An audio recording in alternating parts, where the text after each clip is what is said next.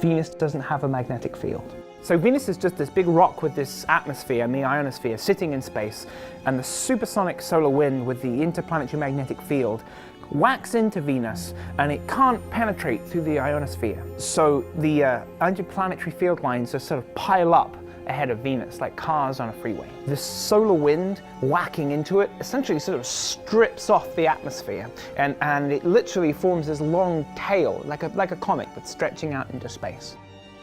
Pioneer Venus Orbiter was the first spacecraft to really thoroughly explore that nightside region where the atmosphere is all escaping away, and it discovered this really mysterious phenomena which has yet to really be explained.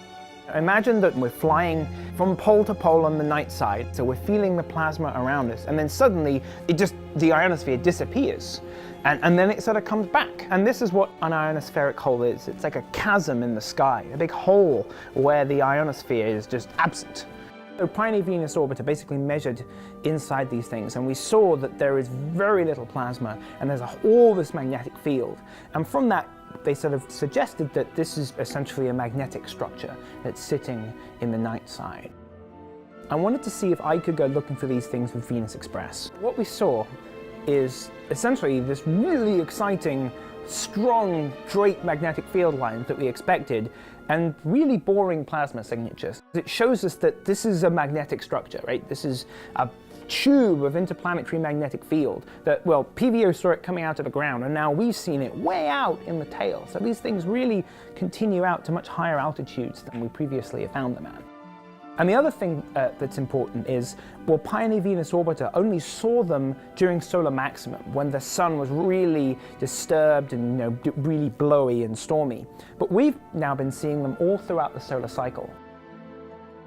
There's sort of two explanations for what might be causing this.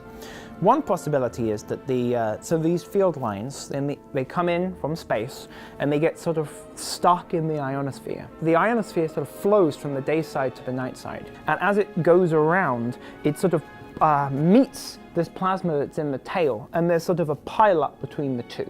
So that's one idea. And the other idea is that on the day side, the field lines come in and they actually sink through the ionosphere, go through the rocky mantle, and then get hung up on this big metallic core. These field lines essentially end up draping around the core and stick out the rock at the back. One of the main differences between Venus and the Earth is simply that Venus doesn't have a magnetic field. So the way it interacts with the star is completely different. If you want to understand how did Venus get that way, why does Venus not have any ocean, you need to understand the interaction between the star and the planet.